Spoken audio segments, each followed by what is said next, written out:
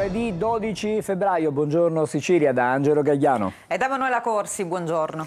Allora, c'è tanta cronaca anche oggi nella nostra parte iniziale della trasmissione, c'è un'ultima ora intanto, 13 persone sono state arrestate dalla polizia a Gela nell'ambito di un'operazione che si chiama H24 Store. Sono accusate a vario titolo di detenzione, spaccio di sostanze stupefacenti, furti, ricettazione. Il sodalizio criminale era molto attivo nel comprensorio di Gela. Per i particolari vi rimandiamo alle prossime edizioni dei nostri TG, una conferenza stampa in mattinata in questura chiarirà quelli che sono praticamente diciamo, i particolari di questa operazione. Torniamo invece al Maxi Blitz di ieri a Palermo, che ha portato in carcere 181 tra gregari e vecchi boss, in manette come detto giovani leve ma anche vecchi boss, coinvolto anche un attore del film sul Piccolo di Matteo. Decapitate le roccaforti di Cosa Nostra, che cercava comunque di riformarsi anche attraverso le nuove tecnologie.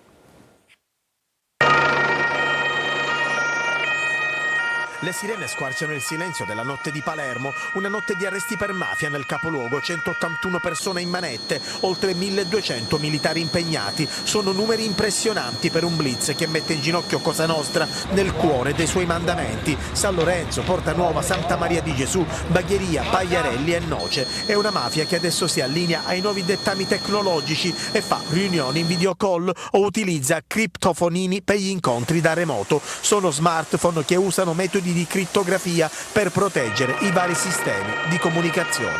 Una mafia col sogno nel cassetto di ripristinare la cupola provinciale e quelle regole che rimangono al momento l'unico legame con la vecchia Cosa Nostra. Questa è un'organizzazione che cerca di essere moderna ma continua a essere tradizionale. Le regole sono fondamentali, senza le regole non c'è Cosa Nostra e quindi il rispetto alle regole, e da qui il ruolo dei soggetti più anziani, è importantissimo. Droga e pizzo a tappeto anche attraverso l'imposizione del pesce nei ristoranti di Mondello e Sferracavallo e poi gli incontri telefonici con i boss detenuti in carcere. Il circuito dell'alta sicurezza è un circuito penitenziario che è assoggettato al dominio delle organizzazioni criminali, nei quali i mafiosi detenuti godono di intatta capacità di comunicazione, di diramazione di direttive criminose. È un tema estremamente delicato, ma proprio questa indagine impone di aprire una riflessione profonda. L'indagine dell'Arma ha accertato infatti che ai boss detenuti venivano consegnati cellulari utilizzati per chiamare all'esterno. Dalla cella i padrini contattavano i familiari che li facevano parlare poi con gli uomini d'onore liberi, consentendo loro così di tenere summit mafiosi, di concordare strategie sul commercio della droga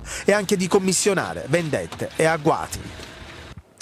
E adesso andiamo proprio da Emanuela Corsi, perché stamattina sui quotidiani c'è tanto diciamo di particolari anche che sono emersi poi nelle ore successive al Blitz.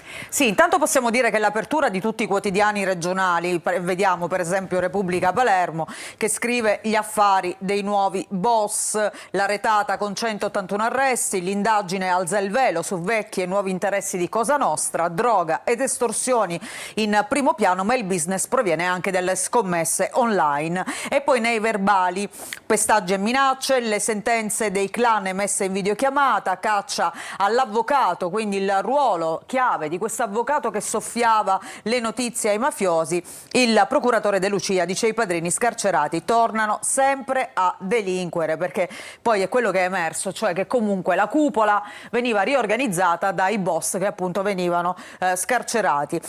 Il Giornale di Sicilia invece scrive così: colpo alla tecnomafia, telefonini criptati facilmente introdotti in carcere, armi acquistate sul dark web. Cosa Nostra è ormai entrata nell'era digitale. Vecchi e nuovi boss tra i 181 arrestati. Vediamo in questa foto il procuratore De Lucia e poi questa è diciamo l'apertura, ma vediamo che è la notizia che riempie tutta la prima pagina del Giornale di Sicilia, perché poi ci sono altri articoli: le fughe di notizie, la paura delle manette, preparate i passaporti, ancora affari con la droga, ma niente crack dove abitano i nostri figli. Dicevamo che il business principale dell'associazione appunto era lo spaccio E ancora, vediamo la Gazzetta del Sud che scrive: colpo alla mafia, 181 arresti, i magistrati lanciano l'allarme, le carceri sono in mano a Cosa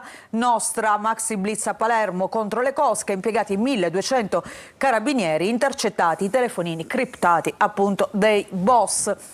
E ancora vediamo l'ultimo titolo, quello della Sicilia, la mafia dentro la cupola, tenta di riformarsi, summit e pestaggi in videocall, retata a Palermo, 181 finiscono in manette. E poi questa notizia la troviamo anche in prima pagina sul Giornale.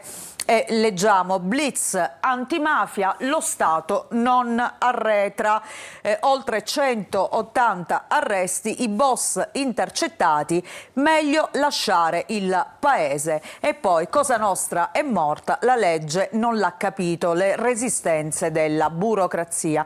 Possiamo vedere anche qualche approfondimento, Angelo, vediamo per esempio a pagina 2, dicevamo l'apertura di tutti i quotidiani. Repubblica Palermo scrive: droga, estorsioni e scommesse online, gli affari dei boss. Vediamo i numeri del blitz.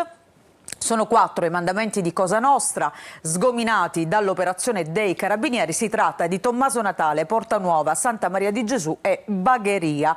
Nel corso delle indagini andate avanti dal 2023, i Carabinieri hanno accertato almeno una cinquantina di estorsioni messe in atto da Cosa Nostra. E poi il re delle scommesse online al telefono si vantava di aver incassato 15 milioni in una sola serata, frutto dei proventi delle giocate sui siti controllati appunto dalla mafia. Ma poi c'è questo caso che fa tanto discutere, cioè le talpe a Palazzo di Giustizia. Caccia all'avvocato che soffiava le notizie ai clan. Potremmo dire che non è stata scoperta l'acqua calda, però ecco che c'è appunto una figura chiave che riusciva ad informare preventivamente i padrini. Il padrino veniva avvisato dell'imminente arresto e si preparava a fuggire in Germania. Ancora vediamo qualche altra pagina, la Sicilia, appunto, prove per rifare la cupola, il network riservato dei boss dietro le sbarre. Melillo, il procuratore nazionale antimafia, dice: rafforzare il circuito dell'alta sicurezza nelle carceri. E poi tra gli arrestati un attore del film sul piccolo di Matteo, che è appunto una vicenda nella vicenda che fa sicuramente indignare. È stato uno dei protagonisti del film Sicilian Ghost Story, che racconta l'orrore vissuto dal piccolo Giuseppe Di Matteo, sequestrato, ricordiamo, imprigionato, poi sciolto nell'acido dalla mafia corleonese per fare tacere il padre Santino, che stava collaborando con la giustizia. Lui è Gaetano Fernandez, di 22 anni, che aveva preso appunto parte a questo film, che è stato proiettato in tante scuole proprio per sensibilizzare i ragazzini, i bambini a quello che è il tema della mafia. Peccato che lui facesse parte appunto di un'associazione criminale, appunto di un'associazione mafiosa. Grazie Emanuela, fra poco torniamo da te a Caltanissetta. La testimonianza del collaboratore di giustizia Pietro Riggio nel processo a carico di 2 generali dei Carabinieri accusati di depistaggio. Riggio era un ex agente della polizia penitenziaria finito in manette nel blitz Grande Oriente.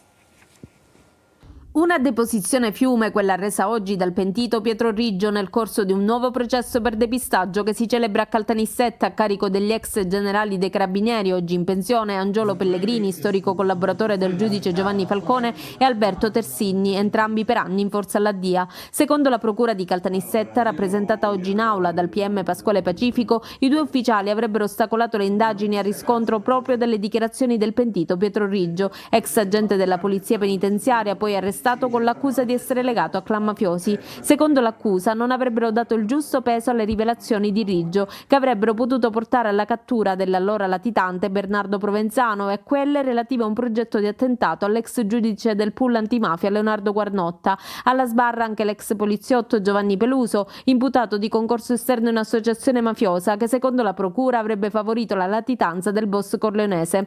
Riggio in udienza ha raccontato che i 2 ex ufficiali della DIA gli chiesero di infiltrarsi dentro Cosa Nostra per arrivare alla cattura di Provenzano. Si impegnò a fare da ponte con il boss mafioso Carmelo Barbieri, suo cugino acquisito, ma alla fine non fu data la giusta rilevanza alle sue dichiarazioni. Sempre Riggio ha raccontato di alcune rivelazioni di Peluso sulla strage di Capaci, come quelle relative alla partecipazione all'attentato di una donna appartenente ai servizi segreti libici. E adesso, Emanuela, anche questo tema, anche questo processo stamattina si ritrova sui quotidiani. Restiamo sulla Sicilia, Angelo, a pagina 3 leggiamo: io infiltrato in Cosa Nostra, la testimonianza del collaboratore di giustizia nisseno Pietro Riggio al processo nei confronti di 2 generali dei carabinieri appunto accusati di depistaggio. È tornato nella sua città da uomo libero, leggiamo: Pietro Riggio, ex agente della penitenziaria, poi diventato collaboratore di giustizia, infiltrato in Cosa Nostra nelle mani della DIA, prima con il nome di Ragione di Corleone e in un secondo momento come Ugo. È libero, viaggia verso Caltanissetta e vede che le strade della città dove ha vissuto per anni e ha chiesto le estorsioni agli imprenditori sono un po' cambiate rispetto al suo ultimo arresto che è avvenuto nel 2008. Quindi oggi appunto la Sicilia racconta, ricostruisce anche un po' la figura di Riggio in questa pagina. Vediamo comunque che insomma nell'apertura c'è sia il blitz di ieri ma poi anche quest'altra notizia, e poi restiamo sempre qui, leggiamo: antimafia al lavoro per una nuova stretta del 41 bis. Adesso voltiamo pagina, parliamo di ST, sale la preoccupazione dei dipendenti dello stabilimento di Catania per il futuro occupazionale. Ieri c'è stata un'audizione all'ARS, erano assenti i vertici dell'azienda e anche l'assessore regionale Tamaio. Non sono mancate le polemiche. Non ci stanno e chiedono di sapere quale sarà il loro futuro alla ST Microelectronics, fiore all'occhiello dell'Etna Valley di Catania. Lo spettro del calo di fatturato trascinato dalla crisi dei semiconduttori e del mercato delle auto si è materializzato per i 5.000 dipendenti siciliani che adesso restano col fiato sospeso. Oggi l'audizione all'ARS chiesta dal Movimento 5 Stelle, ma non c'erano i dirigenti di ST e neanche l'assessore regionale alle attività produttive Edi Tamaio. In serata lo stesso assessore ha fatto sapere che aprirà un tavolo di confronto con i rappresentanti del Ministero delle Imprese e del Made in Italy. Cresce nel frattempo la mobilitazione anche dei sindacati. Questa è la denuncia partita durante il nostro focus. La nostra produzione ha bisogno di politiche industriali vere, perché quello che accade in Germania o quello che accade in America riflette direttamente sulle nostre produzioni e può mettere seriamente a rischio la nostra industria.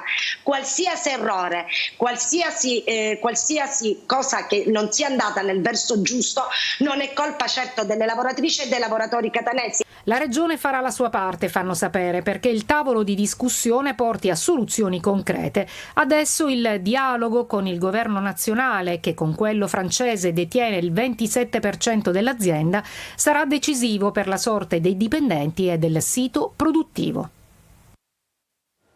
L'ST rappresenta un fiore all'occhiello per l'Etna Valley, lo abbiamo sentito anche nel servizio di Giusy Lazzara. Andiamo allora a vedere i quotidiani. Vediamo la Gazzetta del Sud, ST assente, una crisi al buio, i lavoratori siciliani sulle spine, si temono conseguenze negative appunto sul polo catanese. Ieri l'incontro disertato dai rappresentanti della multinazionale, che però si sono giustificati con il fatto che c'era poco preavviso appunto per poter partecipare. Oggi è a rischio la credibilità dell'intero board aziendale di ST Microelectronics, e questo assume un significato dal sapore molto amaro. Tutte le previsioni rassicuranti e positive si sono rivelate errate su più fronti e dalle notizie che trapelano non si prevede nulla di buono per il prossimo futuro. Questo viene affermato dai sindacati che appunto ieri hanno partecipato all'audizione in terza commissione attività produttive all'ARS, a cui appunto l'azienda non era presente, adducendo motivazioni di tempistica della convocazione. Quindi un futuro incerto, bisogna capire che cosa succederà. Intanto la politica si muove, c'è anche la dichiarazione dell'assessore regionale alle attività produttive Edi Tamaio, che promuove un tavolo di confronto al quale vuole invitare i rappresentanti del Ministero delle Imprese e del Made in Italy, quelli di appunto ST e le parti sociali, per affrontare appunto le prospettive industriali degli stabilimenti catanesi. Grazie, restiamo comunque a Catania, si allentano le maglie della zona rossa e dunque 12 famiglie rientrano a casa. Ci riferiamo all'esplosione che è avvenuta a Trappeto Nord. Per loro resta vivo il ricordo di quella terribile esplosione che ha sventrato 2 palazzine. Ieri ci sono state, diciamo, i riallacci di alcune forniture del gas, direi abbastanza, sono state 500 a Trappeto Sud e anche a Sannullo.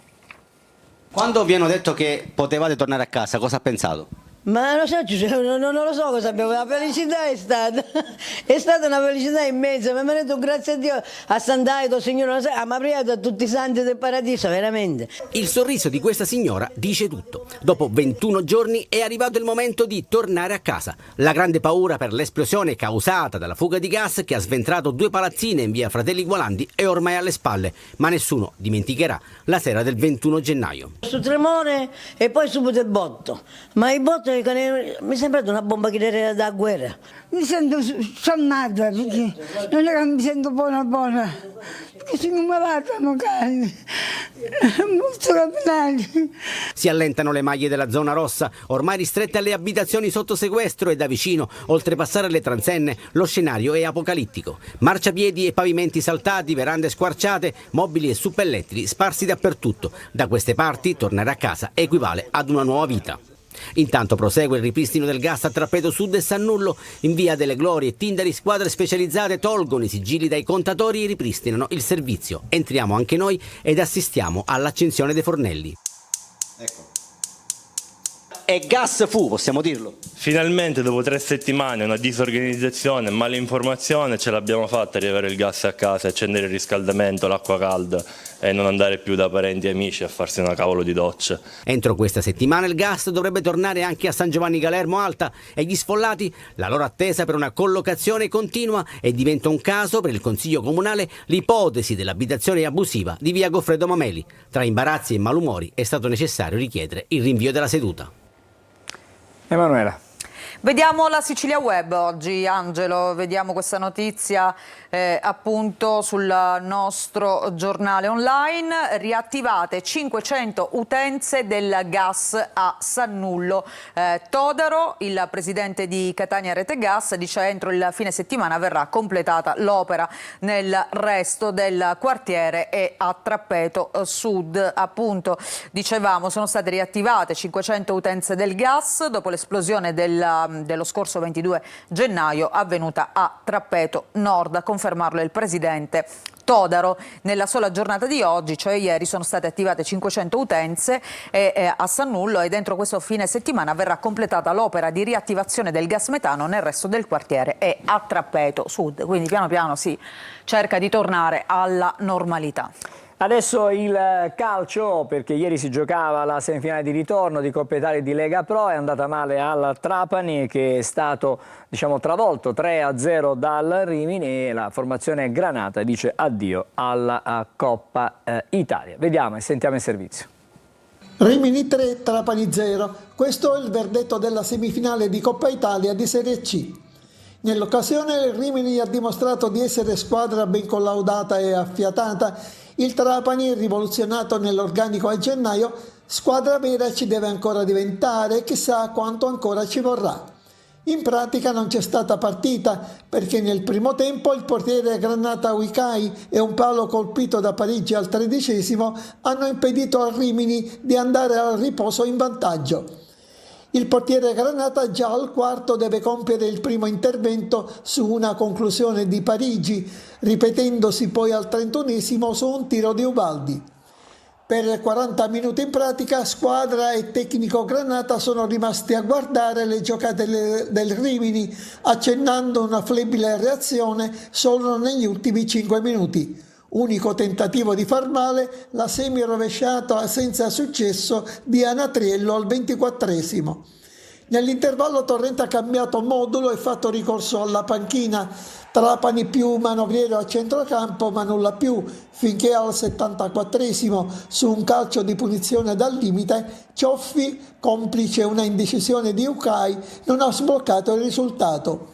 Espulso nell'occasione l'allenatore Torrente per proteste. All'81esimo espulso anche il Granata Malomo per un intervento rude su un avversario. Col Trapani in 10, all'85esimo arriva il raddoppio di Malagrida su una palla respinta dal palo su tiro di Cioffi, mentre al 96esimo, su una classica azione di contropiede, l'Angella non sigla il definitivo 3-0. E allora torniamo di nuovo ai quotidiani per sentire ancora Emanuela Corsi. Allora, vediamo due notizie che riguardano le scuole siciliane. Intanto siamo sulla prima pagina della provincia di Catania della Sicilia. Vediamo in basso, leggiamo Malerba, genitori contro la preside, Ministero mandi gli ispettori, troppa burocrazia, un atteggiamento freddo e distaccato, rapporti deteriorati con il corpo insegnante, tanto che ci sarebbe un boom di richieste di trasferimento nell'istituto comprensivo Malerba, appunto catanese, per colpa, tra virgolette, secondo i genitori, della dirigente scolastica. E poi, sempre a proposito di scuole, vediamo su Repubblica Palermo, iscrizioni nell'isola, crescono i licei, arretrano invece tecnici e professionali. I dati della piattaforma confermano un calo di alunni delle prime classi, almeno 10.000 in meno nelle statali. Flop poi del liceo Made in Italy, caro al governo Meloni. Grazie Emanuela, fra poco torniamo da te per leggere i quotidiani nazionali con le notizie dall'Italia e dall'estero. Adesso apriamo il collegamento con la Polizia Stradale, il compartimento della Sicilia Orientale. Con noi stamattina c'è il vicequestore, il dottore Angelo Tancredi. Buongiorno. Buongiorno a voi, buongiorno. Allora, intanto il meteo segnala un netto miglioramento. Quindi siamo usciti da un momento abbastanza delicato per piogge, anche la rete viaria ha subito delle criticità che però sono state subito tamponate e sono stati gli interventi ad hoc. Faccio una rapida rassegna dei segmenti autostradale. Per quanto riguarda l'A20 Messina-Palermo non ci sono criticità, traffico fluido. Messina-Catania abbiamo i soliti rallentamenti tra Acireale e la barriera di San Gregorio e ripeto lo svincolo di Acireale nelle prime ore del mattino odierno. Per quanto riguarda la tangenziale, traffico in direzione sud e rallentamenti a 18 DIR dallo svincolo di San Gregorio. E per quanto invece concerne la Catania-Siracusa-Modica, abbiamo la chiusura dello svincolo per Cassibile, Avola Cassibile. È stato riaperto per tutte le macchine, per tutti i veicoli, tranne per i veicoli superiori a 75 quintali. Non ci sono particolari altri problemi, segnaliamo sempre allo svincolo di Enna la chiusura dello svincolo e quindi si consiglia l'uscita a Molinello e Dittaino e lavori di demolizione alla parte superficiale del ponte di Dittaino e quindi si consiglia di utilizzare il percorso alternativo dallo svincolo di Agira sull'autostrada 19 fino allo svincolo successivo di Catena Nuova.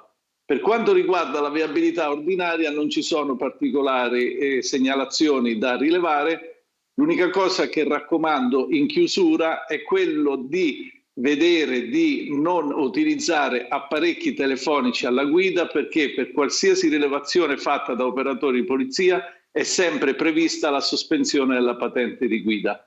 Prudenza e buona strada a tutti. Grazie, una buona giornata. Con noi stamattina il vicequestore Angelo Tancredi in collegamento da Ragusa per la Polstrada, la sezione Sicilia, il compartimento della Sicilia orientale. Adesso vediamo un attimo com'è il traffico sulla città di Catania. Possiamo osservare siamo sul tondo Gioieni, la situazione, la telecamera di tanto in tanto ci restituisce un segnale poco chiaro, però insomma c'è un po' di traffico, però è abbastanza scorrevole almeno per il momento la viabilità. Possiamo andare anche su via Vincenzo Giuffrida, la situazione qui è abbastanza insolita perché c'è la strada libera a quest'ora del mattino, però c'è una motivazione, c'è il semaforo in alto, lo stiamo vedendo, il semaforo pedonale in questo momento sul rosso, e quindi tutti rispettano chiaramente in entrata la città di Catania. Adesso vedremo il passaggio delle automobili che erano ferme prima al semaforo e stanno per scendere per l'appunto su via Vincenzo Giuffrida, però insomma situazione abbastanza tranquilla e serena. Ci dobbiamo fermare adesso, fra poco torneremo a occuparci della lettura dei quotidiani con Emanuela Corsi, notizie dall'Italia e dall'estero, tutto questo fra pochi minuti.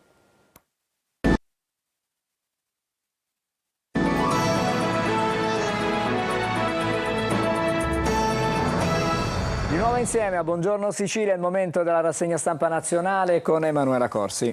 Tante notizie oggi, Angelo, si parla anche di Sanremo naturalmente, lo troviamo ne parleremo fra poco in diretta, certo. Noi ci collegheremo con Sanremo. Tutti i giorni seguiremo Sanremo in maniera religiosa anche a Buongiorno Sicilia, ma chiaramente anche i giornali mettono poi le notizie legate al festival in prima pagina. Intanto vediamo Repubblica, perché c'è una svolta per quanto riguarda il fine vita. Ogni tanto si vedono i palloncini di via Vincenzo Giuffrida. No, restiamo su Repubblica. Allora, fine vita, c'è una legge. È la Toscana a sorprendere in questo senso, perché ha approvato la proposta di iniziativa popolare sulla regolamentazione del suicidio assistito, che ricordiamo in Italia non era possibile. Il voto della Regione, mentre il Parlamento è fermo nonostante i richiami però della Consulta ad intervenire su questo tema. Prima volta in Italia il centrodestra parla di grave forzatura. E poi Sanremo, ecco qui. Questa è una bellissima pagina del festival di ieri sera. Sì, qui vediamo l'israeliana Noah assieme alla palestinese Mira Awad che cantano Imagine, quindi insomma... Cantato fra le altre cose in diverse lingue, c'è stato un momento anche di italiano con la stessa Noah, però veramente bello, l'arabo, l'israeliano, molto emozionante. Molto emozionante, ieri era un po' una puntata dedicata alla pace perché c'è stato anche l'intervento, il video della Papa, appunto il suo intervento per la pace, un festival vecchio stile, scrive Repubblica, suppongo nel senso proprio il festival più nazional popolare. Molto istituzionale nel senso con quelli che erano i canoni, no? Esatto, che forse negli ultimi anni ogni tanto si erano un po' persi. Vediamo La Stampa, a proposito di Papa, però non parliamo del Festival di Sanremo, nel taglio alto, scontro Papa-Trump, lo scisma sui migranti, la dura risposta del pontefice alla Casa Bianca che ha difeso le deportazioni. Sono azioni contro la dignità, dice il Vaticano. E poi a proposito di guerre, Netanyahu, ostaggi liberi o è guerra? Hamas, non rilasciamo nessuno, Israele non ha rispettato gli accordi. Trump che interviene ancora una volta e dice scateniamo l'inferno. Non sono buone premesse. No. La tregua è appesa a un filo, infatti l'inviato degli Stati Uniti Witkoff a Mosca per portare via un prigioniero americano, questo per quanto riguarda l'altro fronte di guerra. E poi vediamo due fotonotizie nel taglio centrale, come fa sempre La Stampa. Da un lato Giovanotti, ieri ospite del Festival di Sanremo, e qui la festa, dove c'è stato anche il messaggio del Papa, viene ricordato. E poi guarda che Juve, partita di Champions, Juve che vince contro il Feyenoord per il PSV, la PSV battuto 2-1. Poi vediamo ancora l'Avvenire. Questione di dignità, appunto il Papa che scrive ai vescovi statunitensi i migranti non siano trattati da criminali e deportati. Stati Uniti e Europa distanti sulle regole per quanto riguarda l'intelligenza artificiale. L'Unione Europea stanzia 200 miliardi. E poi suicidio rapido in Toscana, 1 mese e mezzo per morire, approvata la legge regionale sulle procedure sanitarie da assicurare. Il resto del Carlino, anche qui apertura dedicata a questa notizia che arriva appunto dalla Toscana, fine vita, la prima legge in Toscana. Vediamo anche altre notizie. Per la cronaca, rogo distrugge azienda di carni, succede a Reggio, paura al Cremonini. E poi questo caso di un processo che si riapre, abusi su hostess, nuovo processo, lo dice la Cassazione dopo che per 2 volte i giudici si erano espressi sul fatto che se il no della donna arriva dopo 20 secondi, come in questo caso, è una forma, diciamo, di essere consenzienti. Questa è un hostess che è stata abusata da un sindacalista e lei aveva denunciato, però adesso la Cassazione riapre tutto, quindi dopo 20 secondi è sempre no. Quindi anche se il no non arriva subito, non significa essere consenzienti. Vediamo il Giornale. In alto, lei non reagì, qui scrive per 30 secondi, assolto, ora processo per violenza da rifare. Ancora il Sole 24 Ore. C'è il lavoro in primo piano, la fuga di 100.000 giovani, Fondazione Nord-Est, in 13 anni il saldo negativo sale a 377.000 giovani, la maggior parte lascia il Nord Italia, persi in capitale umano 134 miliardi. E il Fatto Quotidiano. Tangenti, Italia da record. Gratteri passi indietro, persi 10 posti nella classifica dei meno corrotti. Il procuratore Gratteri dice l'esito è prevedibile, viste certe riforme, corruzione connessa alle mafie va tolta dal limite di 45 giorni alle intercettazioni. Ancora, vediamo Libero, si parla di Sanremo ma per altri aspetti, diciamo il classico Sanremo un po' politicizzato come si è sempre detto. Allora, Canzone Rossa, scrive Libero, comizi a Sanremo, lei è Elodie che ha detto non voto Meloni, Elodie contro Giorgia Meloni, non Giorgia, anche contro Giorgia la cantante. Vabbè, però quella per la gara ci mancherebbe. In questo caso è la Meloni. I giornalisti la applaudono. Conti ribadisce tutti antifascisti e Lampi lo ringrazia. E poi si parla anche di un'altra donna, Ilaria Salis, oggi eurodeputata, che ha pubblicato un libro. Ecco il libro di Ilaria Salis, Vittimismo e insulti al libero. Il nostro giornale, meschino sarebbe, diciamo, il giudizio della Salis in questo libro.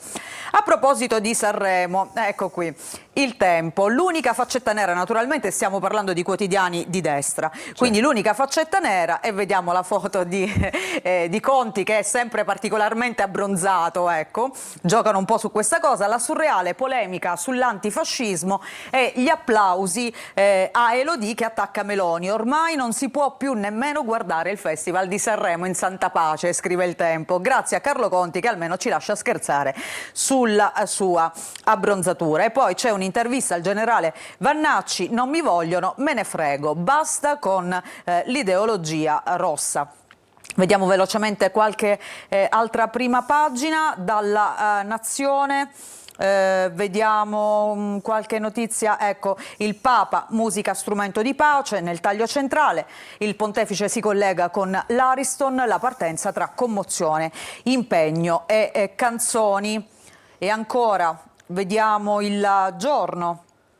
Su Il Giorno vediamo altre notizie naturalmente che differiscono. Ecco qui, alunne molestate, maestro di musica filmato in diretta, arrestato a scuola, questo accade a Milano, lui è un insegnante delle scuole elementari. E poi si parla anche del delitto della babysitter che è stata uccisa dal compagno. dovrebbe essere... Secondo l'accusa è così. Secondo l'accusa, lui inizialmente diceva di non saperne nulla, di non sapere che fine avesse fatto, le tracce ripulite e il corpo sparito. Caccia al movente, il compagno che ha confessato la morte della fidanzata dicendo purtroppo era un gioco erotico finito male, l'ho uccisa ma non era mia intenzione. Chiaramente si indaga perché in pochi credono a queste sue dichiarazioni. L'ultima prima pagina, Angelo, se abbiamo ancora tempo, vediamo il secolo XIX. Piaggio volerà con i droni, i dettagli del piano illustrato dal gruppo turco per l'azienda aeronautica con impianti a Genova e Villanova d'Albenga. Baykar pensa a un polo per il mercato NATO, ma a Sestri temono per il futuro dello stabilimento. E ancora velocemente il manifesto, vediamo i federali. Ieri Giorgia Meloni al vertice della CISL, Giorgia Meloni ricompare sotto le insegne della CISL per ringraziarla della collaborazione con il governo. La Premier nasconde la crisi, attacca la conflittualità tossica dei sindacati confederali cattivi, quindi CGIL e UIL, e inneggia a una nuova alleanza tra imprese e lavoratori. Grazie Emanuela, con te ci ritroviamo più avanti nel corso della nostra mattinata. Intanto adesso vediamo le previsioni meteo e poi con noi il primo degli ospiti della nostra trasmissione di oggi. Un saluto e ben ritrovati a questo aggiornamento con le previsioni di Trebi Meteo da Daniele Berlusconi. Nella giornata di mercoledì una perturbazione interessa l'Italia, specialmente i settori centro-settentrionali, portando piogge e anche qualche rovescio, in particolare sull'alto versante tirrenico. Andrà meglio al sud con prevalenza di tempo asciutto e anche qualche schiarita, così come in Sicilia avremo un po' di variabilità, la possibilità di qualche breve piovasco sui settori interni, ma nel complesso la giornata sarà in larga parte asciutta, con anche un clima abbastanza mite, le massime intorno 15-16 gradi. La situazione sarà simile anche nella giornata di giovedì, avremo un po' di variabilità, qualche annuvolamento alternato dalle schiarite anche ampie sulle aree costiere, possibilità di qualche breve isolata acquazzone soltanto nell'entroterra. Temperature nel complesso stazionario, un lieve aumento nei valori massimi che saranno generalmente compresi tra 15 e 20 gradi sulle principali località. Per il momento è tutto, per maggiori dettagli c'è l'app di Trebi Meteo. Devi sapere che i funghi Pleurotus, questi di qui, trattati con aglio, prezzemolo e un po' della loro acquetta, hanno un sapore quasi come se fossero vongole. Ah, precise per proprio. Cui facciamo un falso ragù. Cioè, stavo pensando la stessa cosa, diciamo, guarda queste vongole fresche, di acitrezza. Dove le pescate? Ecco, facciamo questo lavoro qua. Sono quelle dell'Argentina? No, sì, esatto. Quelle... Guarda, si stanno schiudendo. Dobbiamo tenere l'acqua da parte, giusto? Ah, hai tolto la rete? Sì. Quelle dentro la cozza. Sono già... La cosa, come si chiama? Il muschietto. Il muschietto, che cos'è il muschietto? Metto? Io? Vai. Ecco. Metti così, magari dentro la padella. Dai, che scappano, sono vive. Allora, quindi... L'hai assaggiata? Andiamo avanti, di nuovo ma hai messo un altro po' di sale per caso? No, l'ho lasciato come... Basta, la pasta devo condire.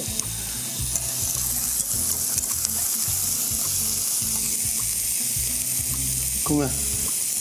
Caro. C'è un pezzo di conchiglia di dentro. Cioè, ma è normale? È normale? A questo punto. Eccoci di nuovo insieme a Buongiorno Sicilia e stamattina diamo il benvenuto e il ben trovata Francesca Bruno, psicologa. Buongiorno. Buongiorno. Buongiorno. Grazie per l'invito. Grazie a lei per averlo accettato. Stamattina lo spunto è un libro che ansia la mia amica, però... Ami nemica, chiedo scusa, però diciamo che l'ansia è una compagna di vita un po' di tutti, no? Già dal mattino perché si corre, si è in ansia perché non si arriva a fare quello che si vorrebbe magari fare. Però ormai è diventato, come dice il suo libro, una sorta di amica nemica, perché facciamo i conti con l'ansia in ogni momento della nostra vita. E allora cerchiamo di capire perché succede questo. È una sorta di fardello che tutti ci portiamo dietro. Sì, allora diciamo che l'ansia è un po' un eco ancestrale che è il prezzo da pagare per la nostra capacità immaginativa del futuro. Infatti soltanto chi è in grado di immaginare il futuro riesce a temerlo, no?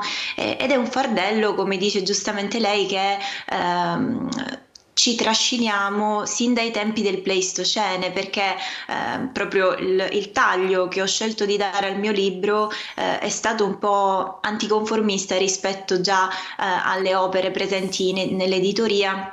Dal momento che spesso quando si parla di ansia si parla di autoaiuto, testi di autoaiuto standardizzati o di un'analisi dell'ansia esclusivamente in una chiave negativa, quando in realtà l'ansia di base è neutra. È un'attivazione fisiologica che riguarda tutti, soltanto che in alcuni contesti diventa pervasiva, invalidante, ci limita la libertà di vivere e di poter essere, perifrasando Heidegger. È un fardello che ci portiamo sin dai tempi del Pleistocene, proprio perché in passato il Neanderthalensis, l'Homo sapiens, per sopravvivere aveva la necessità di attivarsi. Chiaramente gli ostacoli e le sfide presenti in quell'ambiente, riferiti a quella nicchia ecologica, erano diversi rispetto a quelli che oggigiorno noi viviamo qui nel nostro contesto storico e sociale. Dottoressa, nel suo libro c'è una sorta di, come dire, di decalogo, no? Perché poi l'ansia ha diverse sfaccettature, non è sempre uguale, assume forme diverse e quindi bisogna sapere rapportarsi in qualche modo con quella che ci tocca, con quella che è accanto a noi. Sì, allora diciamo che poi da manuale diagnostico sono diverse le nomenclature, quindi la classificazione, diciamo, dei disturbi. Il messaggio del quale mi faccio portavoce io è quello che indica l'ansia come portavoce di un messaggio, di istanze più profonde, perché diciamo che a prescindere dal sintomo, no, ansioso, la chiave è riuscire ad ascoltare quello che ha da dire. Infatti una cosa che mi piace dire spesso, anche in sede di divulgazione, no, sui social, mi piace molto parlare di accogliere, stare nell'emozione e anche nel corredo emotivo, nel bagaglio che scaturisce quando si sta sperimentando una forte ansia, stare nel senso di ascoltare, accogliere, fermarsi e chiedere cosa mi sta dicendo quest'ansia, senza giudizio. È difficilissimo. Non è semplice questa operazione, però in qualche modo nel suo libro, a parte elencare queste sfaccettature dell'ansia, c'è anche una sorta di guida, diciamo così, per poter fronteggiarla, per poterla affrontare. Lei diceva prima riconoscerla intanto, ma poi bisogna anche in qualche modo affrontarla. Sì, ho fatto un po' un giochetto nel terzo capitolo del mio libro, perché ho parlato di come gestirla, l'ansia, no? Perché è un paradosso, in realtà l'ansia non la si può gestire, come dice giustamente lei, la si può fronteggiare. La gestione dell'ansia diventa problematica perché va ad alimentare un circolo vizioso, dato che ha a che fare col controllo, e nel momento in cui io spero di poter controllare e gestire l'ansia, e lì allora diventa ancora più problematico. Esistono tuttavia delle tecniche che possono accompagnare la persona che sta affrontando magari un percorso di terapia, perché queste tecniche da sole sono un po' decontestualizzate, avulse, no? Da un percorso di cura e crescita personale. Sono ad esempio la respirazione diaframmatica, la pratica dell'esercizio fisico, la mindfulness, che sono tutte tecniche che ci aiutano proprio a stare nel qui e ora, piuttosto che nel lì e allora, riferito al passato o al futuro. Allora, il suo libro va scoperto, va letto, va chiaramente sviscerato, perché il tema dell'ansia, torniamo all'introduzione, è molto diffuso. Ci sono dei report, ce ne sono due in particolare, uno che si riferisce a un report del 2024 di AXA, Mind Health Report, e poi quello di Ipsos, che segnalano come il 28% degli italiani soffre di una forma di disturbo mentale. Poi bisogna vedere se è ansia, se non è ansia. Il 14% poi ha delle specifiche sintomatologie che si riferiscono all'ansia. Sono dei dati comunque significativi. Sì, diciamo che viviamo anche in un contesto che, per quanto non sia minaccioso, pericoloso per la nostra incolumità fisica come il Pleistocene, nel quale c'era il giaguaro dietro l'angolo che rischiava di mangiarci, soprattutto per i giovani adulti, ma anche per gli anziani, diventa veramente difficile stare in un contesto del genere, all'interno del quale le tutele sono poche, soprattutto se non per un'elite di persone, di esseri umani. Questo sicuramente va ad amplificare, no? Quello che è il malessere, il disagio emotivo della persona, in accordo anche con una serie di altre variabili. Se questi numeri percentuali poi li sviluppiamo, li facciamo diventare numeri concreti, sempre secondo chiaramente alcune ricerche, ci restituiscono un quadro piuttosto preoccupante, perché 16 milioni di italiani sperimentano un disagio mentale medio grave. Insomma, non sono numeri per ridere. Sì, infatti sono molto contenta oggi di essere qui proprio per questo. Io credo che sia necessario consapevolizzare in materia di salute mentale. L'ansia, che è una delle manifestazioni patologiche più diffuse, e anche, se mi permette il termine, un po' più facili da accettare, perché nel momento in cui già ci si approccia ad altre manifestazioni, ad altri disturbi, ad esempio dei disturbi di personalità, diventa ancora più c'è un autostigma. Io nelle mie ricerche, sono anche una ricercatrice, dottoranda di ricerca, mi occupo di stigma e diciamo che questo non aiuta, perché una persona già sperimenta un disagio legato alla patologia, in aggiunta sperimenta anche un malessere derivante dal contesto che non è accogliente, non ha humus fertile per prendersi carico di me, paziente con il mio bagaglio di sofferenza, perché non è compreso, non è accolto, perché non è conosciuto.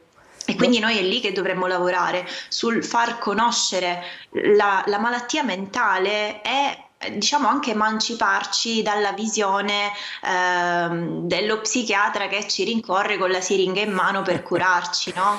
Dottoressa, prima di chiudere volevo anche accendere un faro su quello che è il disagio dei giovanissimi, perché diciamo che una consultazione che viene fuori da studi, elaborazioni fatte dal Garante per l'infanzia e per l'adolescenza, ha rilevato che il 51% degli studenti italiani in qualche modo soffre di stati d'ansia, anche comunque di momenti di tristezza prolungati.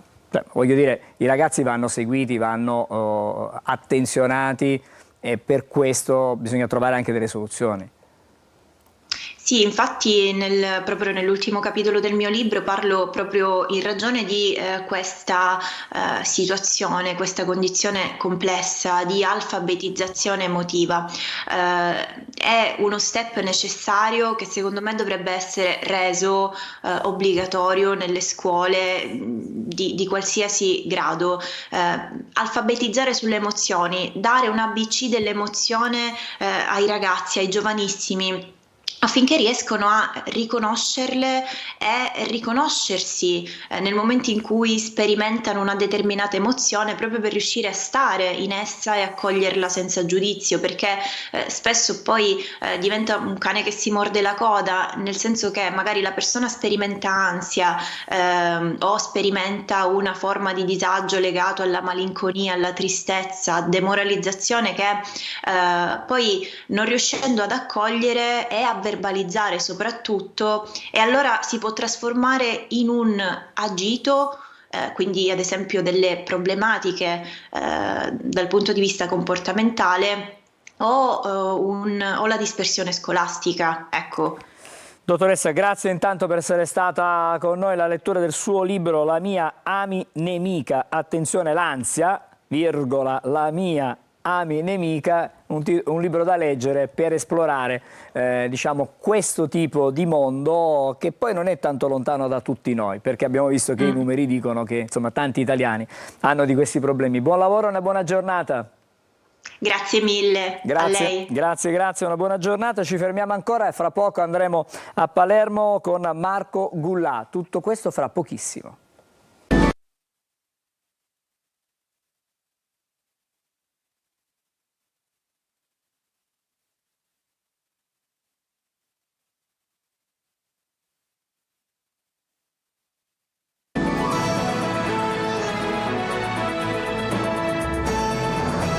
Bentornati a Buongiorno Sicilia. Allora riprendiamo come annunciato da Palermo, con in collegamento con noi c'è Marco Gullà. Buongiorno, e non è da solo Marco. Intanto buongiorno a te Marco.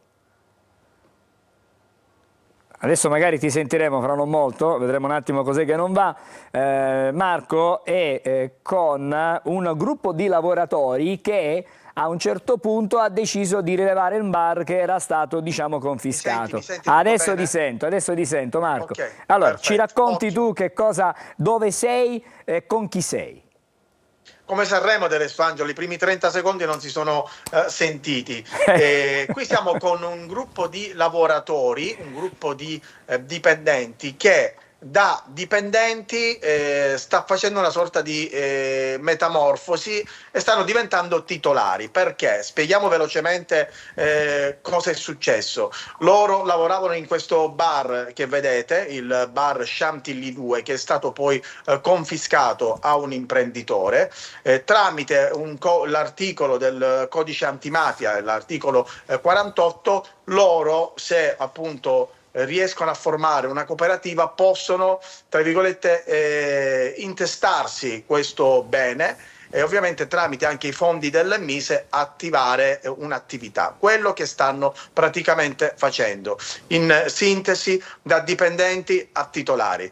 Qui alla mia sinistra c'è Riccardo, alla mia destra c'è Jessica, dietro invece ci sono altri lavoratori, altri dipendenti, in tutto 9, che hanno formato appunto questa cooperativa che si chiama Noi Legal, che sta ovviamente riavviando l'attività. È una situazione abbastanza rara, perché noi l'abbiamo anche raccontata nel corso dei nostri TG, è rara, però sicuramente è una situazione abbastanza importante, significativa per il periodo che stiamo attraversando. E allora loro da dipendenti diventano appunto titolari. Riccardo. Sì, vogliamo intanto essere d'esempio, perché il progetto è più unico che raro, quindi molti ci dicono che è il primo progetto in Italia a livello produttivo, perché ci sono tante cooperative a scopo sociale, noi saremo la prima cooperativa a scopo produttivo. Vogliamo essere d'esempio per tante altre situazioni.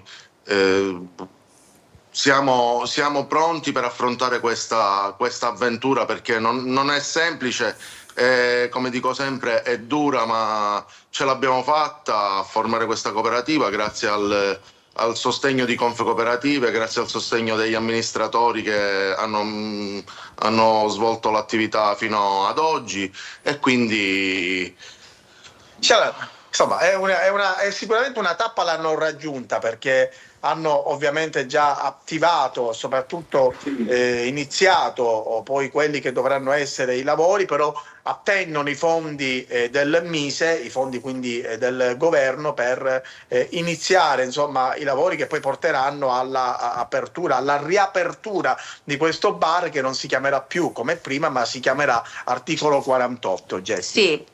Come già abbiamo rilasciato in altre interviste, noi avevamo iniziato semplicemente per salvaguardare il nostro posto di lavoro, invece poi è diventata una cosa molto più grande grazie all'aiuto di Confcooperative.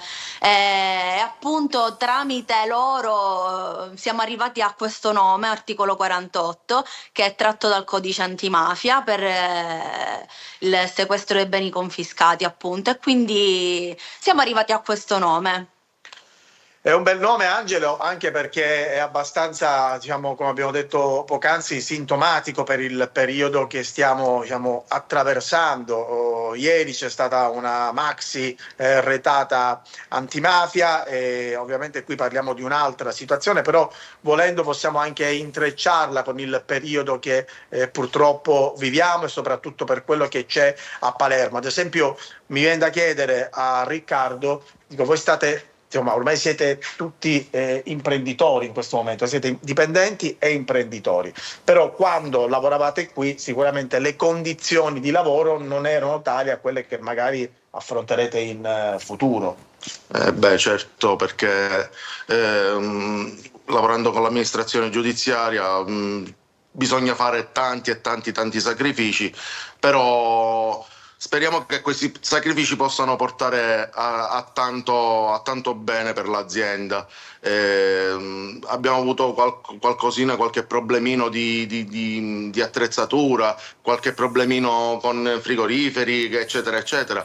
Però adesso con questi fondi cerchiamo di riavviare il tutto in modo più alto possibile. Assolutamente Riccardo. Tra l'altro, Angelo, se mi permetti ancora, io vorrei anche chiedere a Jessica, che abbiamo sentito nel corso di un servizio televisivo che abbiamo appunto realizzato la scorsa settimana, che non è stato facile questo percorso, perché comunque nel corso di questi mesi ci sono stati anche atti vandalici che poi sono stati forse non proprio vandalici, ma quasi a infastidire il lavoro che avete fatto. Abbiamo iniziato a sospettare fossero appunto dei dispetti e non atti vandalici, perché noi ci eravamo organizzati nel migliore dei modi affinché non avvenissero più, quindi non lasciando più nulla fuori, entrando tutto la sera prima della chiusura. Nonostante ciò trovavamo sempre dei problemi e altri problemi da affrontare.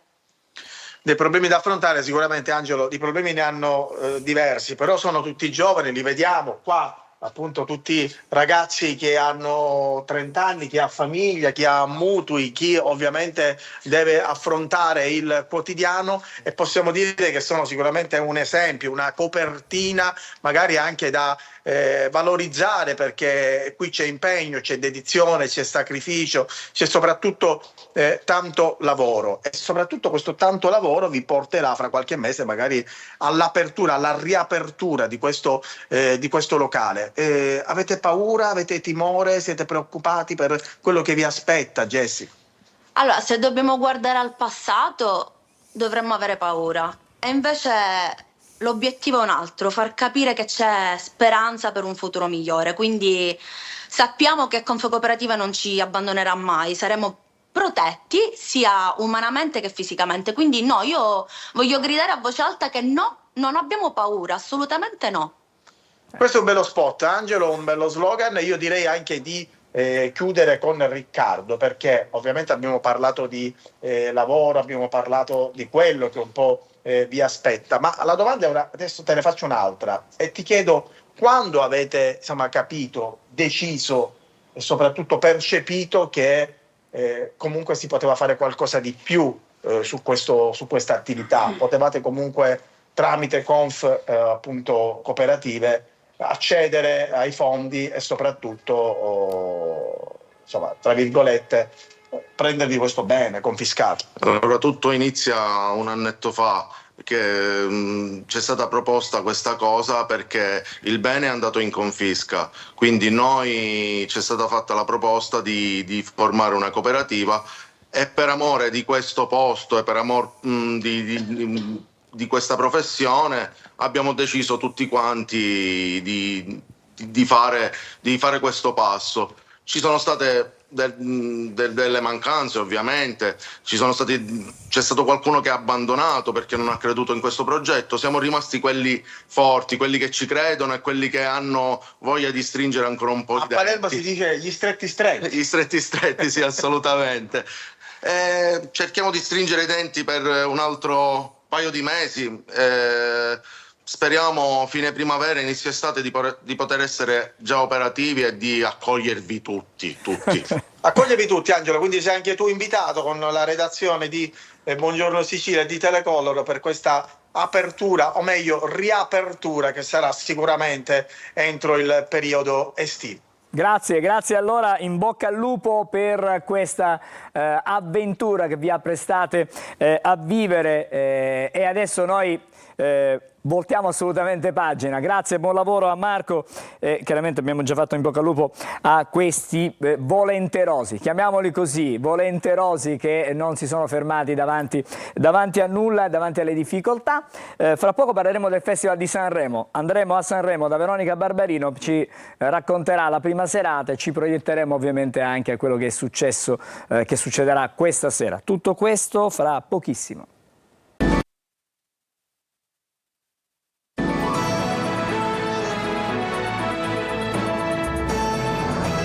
Eccoci, siamo pronti per andare a Sanremo, la vedo già pronta la nostra Veronica Barbarino, si trova davanti all'Ariston, nei pressi, insomma dove ti trovi? Sì, te lo faccio vedere. Ecco, bravo, intanto buongiorno Veronica. Ciao, buongiorno Grazie. Allora, oggi si sta benissimo è volata via la prima dopo serata. Ieri sera che è stata proprio... Veronica. è caduto il cielo, come si dice. Però nonostante tutto lo show è andato avanti. Bene, è andato avanti lo show. Che cosa ci dici di questa prima serata? Non ti sento. Non mi senti? Allora ci sono, diciamo che adesso proviamo a ripristinare. Un attimo adesso abbassatemi il volume, chiudiamo l'audio della Barbarino intanto, ripristiniamo il collegamento con Veronica da Sanremo, la sto rivedendo, speriamo adesso che ci possa sentire in questo momento. Ci racconti che cosa è successo ieri? Ci sono questi 5 nomi che sono stati indicati, diciamo i primi 5 in classifica, senza però la posizione giusta e corretta a fine serata. Allora, io ho sentito... Ci sono, ok. I primi 5 sono Bruno Risas, Giorgia, Lucio Corsi, Simone Cristicchi e Achille Lauro. Non so se avete ascoltato ieri sera tutti i brani e se siete d'accordo con questa, non è una posizione ovviamente, ma comunque per questa top 5. Sì, allora Niente. Veronica, adesso ci sono, no? Ero chiuso dalla regia perché parlavo con loro in bassa frequenza. Volevo semplicemente evidenziare, l'abbiamo già fatto leggendo i quotidiani, che ieri c'è stato un momento particolarissimo, diciamo nel corso della serata, quello dedicato alla pace, con 2 artiste che hanno raccontato e hanno mostrato al mondo intero come effettivamente si può stare insieme. Sulle note di Imagine di John Lennon, ma una canzone cantata in inglese, in israeliano, in arabo, con dei richiami in un certo momento anche in italiano, è stato veramente, e con il messaggio di Papa Francesco, speriamo che questo messaggio di Papa Francesco, ma anche quello che è successo al Parco dell'Ariston, possa veramente aiutare la pace. Sì, è stato un bellissimo momento, anche in sala stampa c'è stato un attimo così di silenzio, di rispetto per quello che stava andando in onda. E bellissimo il messaggio di pace, soprattutto Mira Awad, che ricordiamo che è palestinese, e la siriana Noa insieme, che oggi invece il conflitto li vede nemici, ecco, in questo senso. Comunque, andando avanti e parlando un po' del festival, tanti applausi ieri sera per il ritorno della catanese Marcella Bella in sala stampa Lucio Dalla, tantissimi applausi, è piaciuta la performance con accompagnata da delle ballerine, e quindi speriamo di riuscire a raggiungerla in questi giorni, magari avere una sua intervista. Grande apprezzamento anche all'interno della sala stampa per Noemi, si è ballato sulle note di Comacose, su quella dei Color, e poi si è pianto su Trischitti, e Giorgia ha incantato ovviamente con la sua voce. Ma come dicevo ieri in collegamento, questo Festival di Sanremo che vede dei siciliani sul palco, ricordiamo stasera ci sarà accanto a Carlo Conti anche Cristiano Malgioglio e Nino Frassica, e anche tanti lavoratori siciliani dietro le quinte. Noi ieri abbiamo intervistato 3 pizzaioli siciliani, che sono quelli che all'interno di Casa Sanremo ci sfamano. Ogni giorno fanno pizze, addirittura l'anno scorso ne hanno messe in forno circa 9.000. Se dalla regia vogliono mandare il contributo, faccio vedere questa intervista.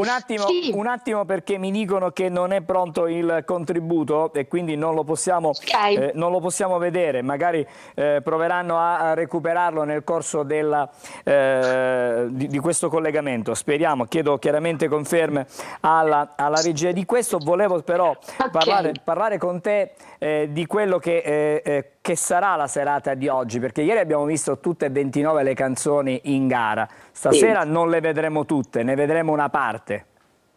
Sì, questa sera ne vedremo solo 15 dei big e 4 delle nuove proposte. Gli altri 15 suoneranno poi invece domani insieme alle altre nuove proposte, che poi si sfideranno e si vedrà il vincitore. Ci sarà il televoto questa sera, si potrà votare da casa sia tramite l'app di Rai oppure attraverso l'SMS. Queste sono le novità di questa sera, quindi oggi una giornata invece in sala stampa ricca di conferenze. Incontreremo Francesca Michelin, Gaia, Rocco Hunt, Comacose, Cristicchi, Clara, e poi Rama, Willy Peyote, Lucio Corsi, Settembre.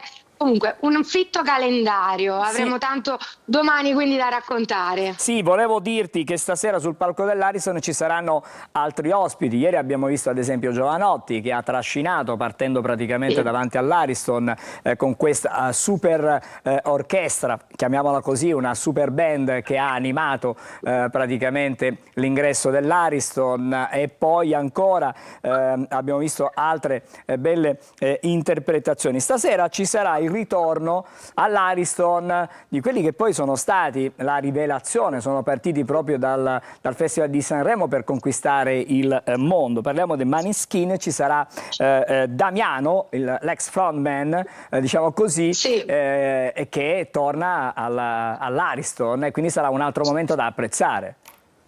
Sì, dopo la vincita del 2021 con i Maneskin, oggi torna da solista, perché ricordiamo che ha così momentaneamente sciolto il gruppo, e quindi lo vedremo esibirsi con il suo nuovo brano. Sì, sarà sicuramente un bellissimo show. Veronica, ti fermo un attimo, perché abbiamo adesso pronto il contributo di cui prima ci parlavi tu. Vediamolo insieme e sentiamolo. Ok. Era pure buona. Era anche buona, meno male. Allora, sì. Allora Veronica, noi ovviamente ti aspettiamo intanto domani mattina per questo spazio dedicato al Festival di Sanremo con Buongiorno Sicilia. Ci racconterai qualcos'altro nel corso dei telegiornali nella giornata di oggi, e poi ricordiamo che nel pomeriggio, nel corso di Focus, l'approfondimento giornalistico di Telecolor alle 14:30 con Roberta Lunghi, ti collegherai ancora, ci racconterai che cosa è successo nella mattinata e ci proietteremo poi anche alla serata ancora di oggi con un ospite in studio che sarà assieme a Roberta, che è Mario Venuti. Buon lavoro a te, grazie Veronica. Grazie per il tuo buona contributo. Giornata. Grazie a te, grazie. Tardi. Allora, adesso vediamo le pillole di Almanacco e poi torneremo di nuovo insieme. Il 12 febbraio di ogni anno viene celebrato il Darwin Day. La giornata celebra i contributi della scienza con un focus particolare sull'evoluzione biologica, in occasione dell'anniversario della nascita di Charles Darwin, che con le sue opere e i suoi studi ha messo in discussione la visione antropocentrica del pianeta. Conferenze, incontri, dibattiti ed eventi celebrano in tutto il mondo i valori della ricerca scientifica e del pensiero razionale.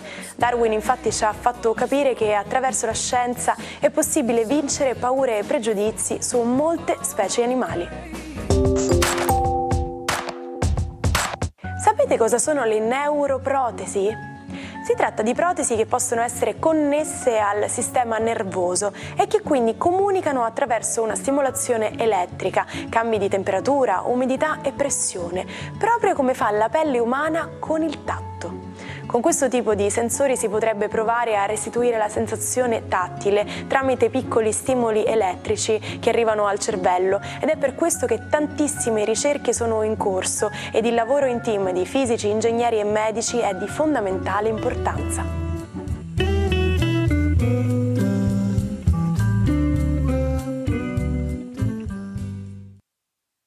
Delle stelle, c'è la sigla adesso dell'oroscopo. Dovrebbe arrivare. Se non arriva, non ci sono problemi, ci colleghiamo con Marco Amato. Buongiorno Marco! Buongiorno Angelo, buongiorno Manuela, buongiorno Sicilia. Allora, grazie. Tazzina molto particolare oggi, credo che si possa staccare, si compone di due parti, no? Sì, questo c'è oramai me l'ho insegnato assolutamente, però ha il motivo floreale, come questi stupendi lilium che mi sono stati regalati, perché da poco, come sapete, è stato il mio compleanno, quindi casa mia credo lunedì, giusto? Il tuo compleanno lunedì? Sì. Ecco. Sì, grazie. Praticamente casa mia sembra la scalinata di Palazzo Nicolacci a Noto per l'Inciurata, quindi insomma ci sono molti fiori, anche perché dai, anche Sanremo, all'astrologo i fiori piacciono, quindi fiori tutta la settimana sanremese. Marco, allora stamattina da te un giudizio su quella che è stata la prima serata, non posso non chiedertelo. Beh sì, sai che siamo grandi appassionati di Sanremo, per cui assolutamente. Un po' di old style c'è stato, assolutamente. Io tendenzialmente mi concentro molto sulle canzoni, sui pezzi, e che mi sono molto piaciute, devo dire, anche perché la top 5 che ho voluto analizzare da un punto di vista astrologico mi è piaciuta veramente moltissimo. E allora vi narro che in questa serata, come predetto ieri, Giorgia ha sicuramente spopolato. Giorgiona Toro, come vi dicevo, in Toro non perché il segno zodiacale in sé è favorito, ma perché c'è Urano, che appunto è il pianeta più determinante in questa kermesse canora, quindi anche gli uraniani infatti si sono distinti dei segni d'aria che ho molto apprezzato, ovvero Brunori, Lucio Corsi, che sono entrambi Bilancia, e un originale Acquario che è Simone Cristicchi. I segni d'aria appunto hanno spopolato. I segni d'aria sono quelli più portati per il pensiero, la composizione mentale, di scrittura e di canto, chiaramente. La logica astrologica ha dato loro sicuramente ragione. Un Cancretto invece, e anche lì è un segno che avevo segnalato ieri, ha decisamente dato una bella prova di sé. Achille Lauro, Cancro, e quindi come la logica che avevo proposto ieri di Toro e Cancro è andata bene. Anche gli Arie, che si sono distinti grazie al pianeta Urano. I giochi planetari, come vedete, hanno sempre un'indicazione efficace nel descrivere la cosa. Assolutamente le parole molto belle, la voce di Giorgia imperante, Brunori è stato magnifico, e ne vedremo delle belle in questo festival. Tra l'altro stasera mi aspetto veramente molto, perché c'è la luna piena in Leone. Questo magari farà piacere saperlo alla nostra cara Manuela, proprio perché la luna in Leone è una luna pienissima, potentissima. fa la quadratura con Urano, per cui vi predico stasera una serata di imprevisti e di collegamenti un pochino traballanti, così, quindi forse qualche incidente tecnico ci può essere, qualche imprecisione tecnica ci potrà essere, però sicuramente saremo molto sorpresi da quello che la serata ci riserva. E allora questa Luna in Leone cosa porta? Ai segni di fuoco, soprattutto Ariete, Leone e Sagittario, una nuova pienezza di sé. Ariete per esempio riconquista le passioni, si ridà all'amore. Il Toro con questo nervosissimo Urano, ma vabbè, siete sotto pressione, però godetevi il bello del bailam che questo pianeta vi porta. Gemelli, assolutamente confacente questa Luna in Leone che vi riporta comunicazione e senso dell'allegria. Cancro, una Luna in Leone, la Luna è la vostra dea, il vostro timone, per cui trovarla in Leone vi fa riflettere molto su delle decisioni concrete da prendere a livello economico, pratico, dove volete stare, come e con chi. Pensate bene. Leone, questa luna piena vi rende protagonisti della giornata, un po' di nervosismo iniziale, ma sicuramente una piena e bellissima serata stasera che va lieta e vi rende protagonisti. Vergine, una luna pensierosa che ancora vi dà l'ansia di completare una serie di percorsi, ma lasciatevi sorprendere dall'amore, perché stasera c'è una sorpresa, qualcuno vi chiederà di farvi compagnia, magari di vedere il festival insieme. Bilancia, assolutamente piena di amici, piena di relazioni, piena di nuove cose. Si devono ascoltare un po' più gli altri. I Bilancia in questo momento lo stanno facendo, uscendo un po' dalla loro individualità. Scorpione, luna di quadratura per voi, per cui insomma dovete un po' guardare dentro voi stessi per capire cos'è che vi manca. Sagittario, assolutamente di trigono, vantaggiosa, quindi partite, andate, ma soprattutto condividete stasera un'allegra serata. Capricorno, questa è una luna troppo distante da voi, potete contare però su altri pianeti che vi danno una mano, soprattutto Saturno che vi dà la dritta giusta. Acquario, assolutamente tra i protagonisti di questa quaterna zodiacale che vede segni fissi trionfare con questa luna, proprio perché la utilizzeranno molto gli Acquario come al solito per dare un taglio a ciò che non volevano più.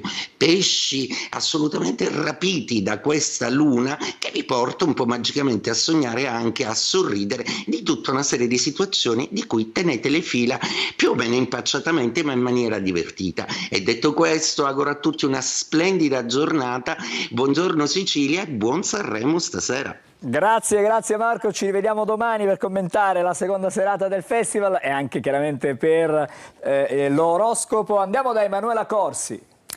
Possiamo non parlare di Sanremo in quest'ultima e chiudiamo senza Sanremo.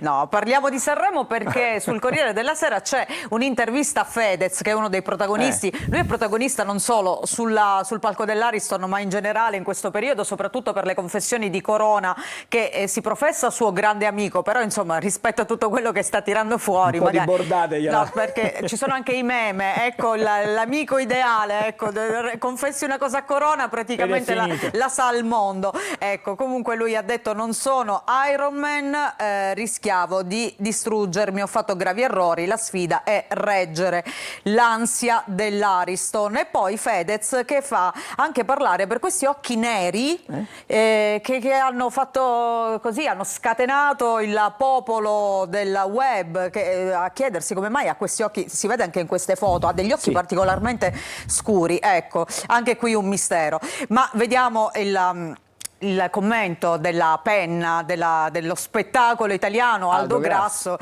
che lo definisce una batteria di canzoni senza fronzoli. Andiamo a leggere questo passaggio, vediamo se riesco a trovarlo velocemente. Comunque vabbè, intanto lui ricorda che il festival è iniziato con un blackout audio, ecco, questo non è sfuggito ovviamente a Grasso, che lo ha subito scritto, non proprio il migliore degli auspici. E poi vediamo, Sanremo è uno degli eventi più longevi della TV italiana, questo senso di continuità lo rende un appuntamento irrinunciabile.